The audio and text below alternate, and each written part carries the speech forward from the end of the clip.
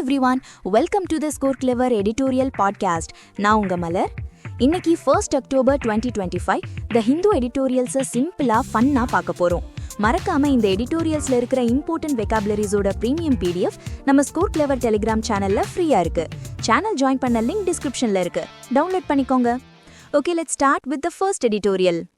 Title: Swim to Safety on the Dugong Unconservation.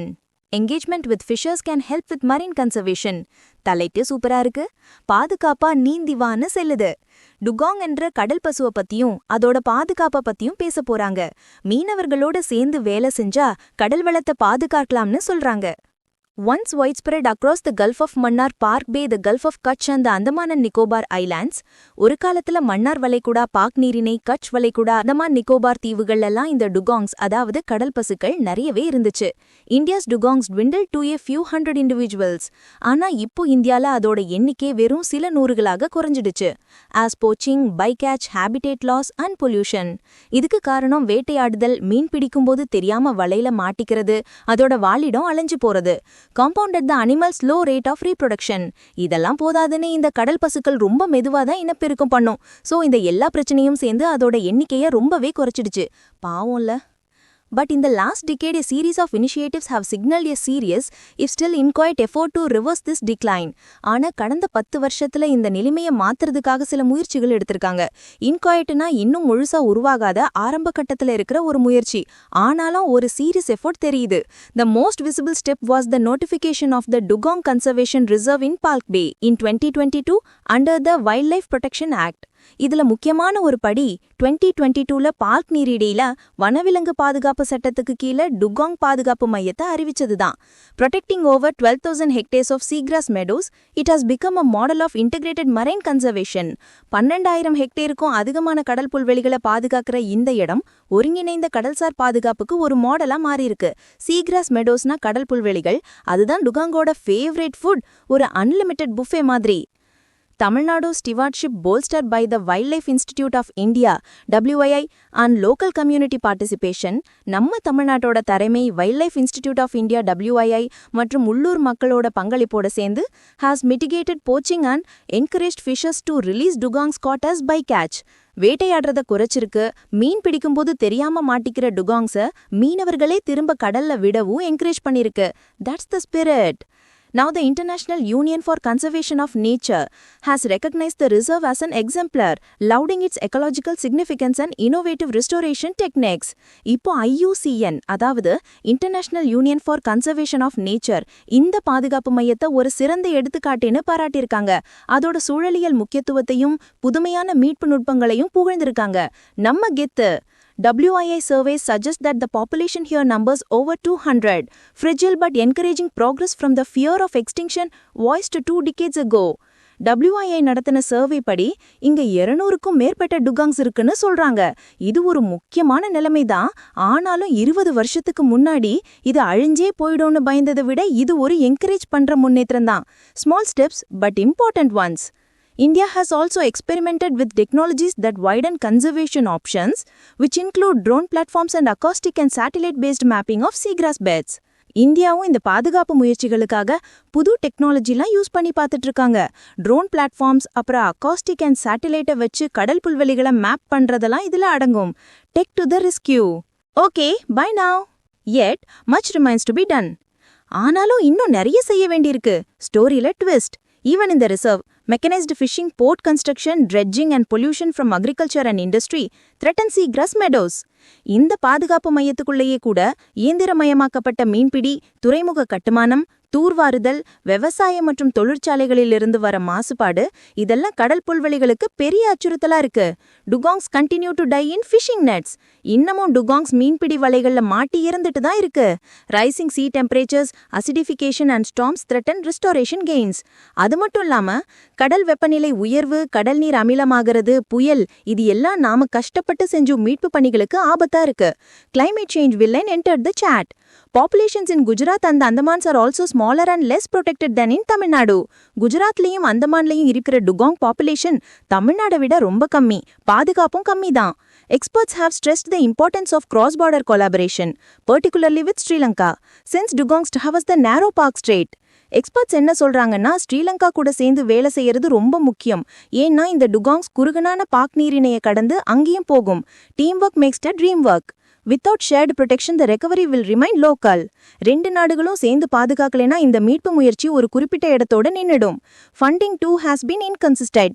While allocations from the Compensatory Afforestation Fund have helped, the long gestation of dugong populations requires decades of steady investment. பணம், காசு, பண்ணு, துட்டு, money. These efforts and shortcomings hold broader lessons for the conservation of other marine species that demand intact ecosystems while being directly threatened by human activity. இந்த முயற்சிகளும் இதுல இருக்கிற குறைகளும் இதிலிருந்து நாம மத்த கடல் உயிரினங்களை எப்படி பாதுகாக்கலாம்னு பெரிய பாடங்களை கத்துக்கலாம். குறிப்பா மனித அறிவினால பாதிக்கப்படுற உயிரினங்களுக்கு. The Pasmi Reserve demonstrates that community engagement with fishers as partners can mitigate bycatch and create local constituencies for conservation.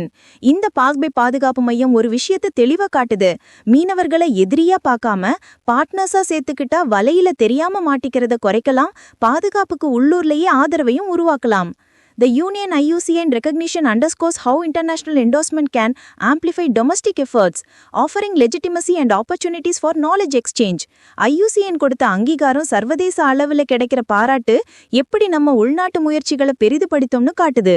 இது நம்ம முயற்சிக்கு ஒரு லெஜிட்டிமசி, அதாவது சட்டப்பூர்வ அங்கீகாரம் கொடுக்குது, அறிவு பரிமாறிக்கொள்ள வாய்ப்புகளையும் உருவாக்குது. Likewise, blending traditional ecological knowledge with technologies such as drones and echo sounders shows how conservation can bridge tradition with modernity. அதே மாதிரி நம்ம பாரம்பரிய சூழலியல் அறிவை drones, echo sounders மாதிரியான டெக்னாலஜி கூட சேர்க்கும்போது பாதுகாப்புல எப்படி பழமையையும் புதுமையையும் இணைக்க முடியும்னு தெரியுது. Old is gold but new is diamond. Okay guys, ஒரு சின்ன பிரேக். யூபிஎஸ்சி ஆஸ்பிரன்ஸுக்கு வெக்கோ படிக்கிறது எவ்வளோ பெரிய தலைவலின்னு எனக்கு தெரியும். ஆனா இனி அந்த கவலை வேண்டாம். ஸ்கோர் கிளவர் ஆப் இப்போ கூகுள் பிளே ஸ்டோர்ல இருக்கு. வெக்காபுலரிஸ், இடியம்ஸ் அண்ட் ஃப்ரேசஸ்ல ரொம்ப ஈஸியா ஒரு யூனிக் டெக்னிக் யூஸ் பண்ணி சொல்லி தரோம். ஒரு தடவை படிச்சா போதும், லைஃப் டைம்க்கு மறக்கவே மறக்காது. ஆப்பை டவுன்லோட் பண்ணி பாருங்க, லிங்க் டிஸ்கிரிப்ஷன்ல கொடுத்துருக்கேன். மறக்காம நம்ம இந்த புது பாட்காஸ்ட் முயற்சி எப்படி இருக்குன்னு கமெண்ட்ல சொல்லுங்க. உங்க ஃபீட்பேக் எங்களுக்கு ரொம்ப முக்கியம். இந்த மாதிரி ஒரு பாட்காஸ்ட் கிரியேட் பண்ண நிறைய எஃபோர்ட் தேவைப்படுது. ஸோ ப்ளீஸ் உங்க சப்போர்ட்டை ஒரு லைக், ஷேர் அண்ட் சப்ஸ்கிரைப் மூலமா காட்டுங்க. ப்ளீஸ் பண்ணிடுங்க. Okay, let's get back to the second editorial. Title அன்பான உழைப்புன்னு சொல்லுது. மகாராஷ்டிரால இருக்கிற அன்ஸ்கலின் ஸ்ட்ரீ பரிச்சார்ஸ் அப்படிங்கிற பெண் சுகாதார பணியாளர்களை பத்தி தான் இது. கிராமப்புற சுகாதாரத்தை மேம்படுத்துற இந்த பெண்களுக்கு நல்ல சம்பளம் கொடுக்கணும்னு சொல்றாங்க. For decades, the women who serve as Unskalin Stree Parichas in Maharashtra have been performing some of the hardest yet least acknowledged labor in the rural health system. பல பத்தாண்டுகளா மகாராஷ்டிரால ஏஎஸ்பிகளாக வேலை செய்யற பெண்கள் கிராமப்புற சுகாதார அமைப்புல ரொம்ப கடினமான ஆனா யாருமே அங்கீகரிக்காத ஒரு வேலையை செஞ்சுட்டு வராங்க. For a wide breadth of responsibility, their monthly wage has stagnated at ₹3,000 since 2016, decades behind inflation. அவங்களுக்கு எக்கச்சக்க பொறுப்புகள் இருக்கு. ஆனா அவங்களோட மாச சம்பளம் 2016 ₹3,000 நிக்குது. இன்ஃப்ளேஷனுக்கு பல வருஷம் பின்னாடி இருக்கு. Just ₹3,000? Seriously? They also lack job security, pension, safety gear and travel allowance. அது மட்டும் இல்லாம அவங்களுக்கு வேலை பாதுகாப்பு, பென்ஷன், பாதுகாப்பு உபகரணங்கள், பயணப்படி எதுவுமே கிடையாது. In 2023, a labor court in Nagpur acknowledged that they deserved at least the protection of the Minimum Wages Act but left the decision to the state. 2023ல நாக்பூர்ல ஒரு தொழிலாளர் நீதிமன்றம் அவங்களுக்கு குறைஞ்சபட்ச ஊதிய சட்டத்தின் பாதுகாப்பு கிடைக்க தகுதியானவங்க தானே ஒத்துக்குச்சு. ஆனா முடிவை மாநில அரசுக்கே விட்டுடுச்சு. Great job passing the parcel. In keeping with its verbal-only assurances, the state has even now only promised them ₹6,000 a month by December 2025, much less than what multipurpose health workers receive. எப்பவும் வெறும் வாய் வார்த்தையா மட்டும் உறுதிமொழி கொடுக்கிற மாநில அரசு இப்பவும் December 2025க்குள்ள மாசம் ₹6,000 தரோன்னு ப்ராமிஸ் பண்ணிருக்கு. இது மத்த மல்டிபர்பஸ் சுகாதார பணியாளர்கள் வாங்குறத விட ரொம்ப ரொம்ப கம்மி. 2025 வரைக்கும் வெயிட் பண்ணணுமா? The indifference is not accidental. ASPகள் who predate accredited social health activists and Anganwadi workers have been easy to ignore because they are poor rural women. இந்த அலட்சியம் எதேச்சியா நடக்கல. ஏஎஸ்பி மற்றும் அங்கன்வாடி ஊழியர்களுக்கு முன்னாடியே இருந்தவங்க தான் இந்த ஏஎஸ்பிக்கள். அவங்க ஏழை கிராமப்புற பெண்களா இருக்கிறதால அவங்கள இக்னோர் பண்றது ரொம்ப ஈஸியா இருக்கு. Their neglect reveals a gendered and caste-inflected hierarchy of labor within public health. where skilled work is low status and devalued because of who performs it. அவங்கள புறக்கணிக்கிறது பொது சுகாதாரத்துறைக்குள்ள இருக்கிற பாலினம் மற்றும் ஜாதி சார்ந்த ஒரு தொழிலாளர் படிநிலைய காட்டுது. இங்க திறமையான வேலையா இருந்தாலும் அதை யார் செய்றாங்கன்றத பொறுத்து அதுக்கு மதிப்பும் மரியாதையும் இல்லாம போயிடுது. Their ongoing protests are part of an arc of agitation following similar sit-ins in Kolhapur, Nagpur, Ratnagiri and Yavatmal. இந்த விஷயத்துல அவங்களோட நிலைமை மத்த மாநிலங்கள்ல இருக்கிற ஆஷா பணியாளர்களோட கஷ்டத்தோட ஒத்துப்போகுது.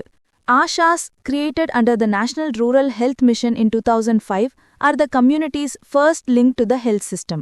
2005ல தேசிய ஊரக சுகாதார இயக்கத்தின் கீழ உருவாக்கப்பட்ட இந்த ஆஷா பணியாளர்கள் தான் மக்களுக்கும் சுகாதார அமைப்புக்கும் முதல் இணைப்பு பாலம்.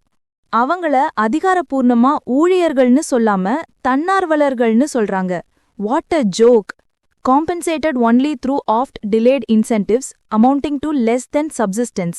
அவங்களுக்கு கிடைக்கிற ஊக்கத்தொகையும் அடிக்கடி தாமதமா தான் வரும், அதுவும் அவங்க பிழப்பு நடத்துறதுக்கு கூட பத்தாது. Across states, Ashas have repeatedly agitated for fixed honoraria, recognition as government staff, and social security. And like the ASP's protests, have borne the same refrain. States cannot continue to build their health systems on the underpaid labor of women. கரெக்டா சொன்னாங்க. These struggles highlight a structural contradiction. இந்த போராட்டங்கள் அமைப்பு ரீதியான ஒரு முரண்பாட்டை வெளிச்சம் போட்டு காட்டுது. While India relies heavily on women community health workers and attendants to deliver maternal and childcare, immunization and disease surveillance, especially in rural areas, it refuses to recognize them as workers entitled to minimum benefits and dignity. தாய்சேய் நலம், தடுப்பூசி போடுறது, நோய் கண்காணிப்பு மாதிரியான விஷயங்களுக்கு குறிப்பா கிராமப்புறங்கள்ல India இந்த பெண் சுகாதார பணியாளர்களை தான் அதிகமா நம்பியிருக்கு. ஆனா அவங்களுக்கு கிடைக்க வேண்டிய குறைஞ்சபட்ச பலன்களையும் மரியாதையும் கொடுக்க மறுக்குது. This is pure exploitation. The reliance is often framed as offering rural women opportunities for public service. இந்த சார்பு நிலைய எப்படி சொல்றாங்க தெரியுமா? கிராமப்புற பெண்களுக்கு பொது சேவை செய்ய ஒரு வாய்ப்புன்னு கொடுக்கறாங்களாம். வாய்ப்பா இல்ல சொரண்டலா? Yet in practice it is exploitation.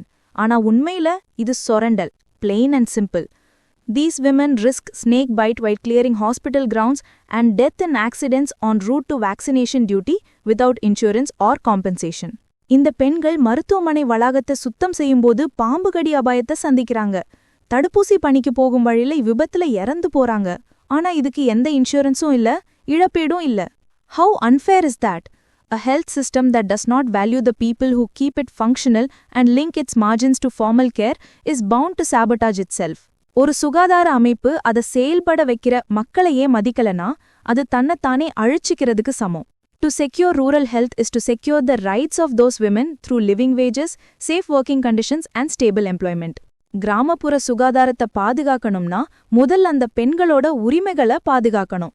அவங்களுக்கு போதுமான சம்பளம், பாதுகாப்பான வேலை சூழல், நிலையான வேலை வாய்ப்பு கொடுக்கணும். That's the conclusion. So, that's a wrap for today's editorials. Wait, போயிடாதீங்க. ஒரு சூப்பர் எக்ஸைட்டிங் அனௌன்ஸ்மெண்ட் இருக்கு. டெய்லி 7 PM நம்ம ஸ்கோர் கிளவர் டெலிகிராம் சேனல்ல எடிட்டோரியல் வொக்காப் லீக் நடக்குது. இன்னைக்கு நம்ம பார்த்த எடிட்டோரியல்ஸ்ல இருந்து வொக்காப் கொஸ்டின்ஸோட ஒரு லைவ் குவிஸ். அது என்னன்னா Indian Premier League for editorial vocabulary. Monthly leagues, scores, ரிவார்ட்ஸ்னு செம்ம ஃபன்னா இருக்கும். நீங்க தனியா இல்ல, உங்க ஃப்ரெண்ட்ஸ் கூட காம்பீட் பண்ணலாம். Join the vocab league now. Link எங்க? அதே டிஸ்கிரிப்ஷன்ல தான் இருக்கு. See you there at 7 PM sharp. நான் உங்க மலர், signing off from Score Clever. Bye bye.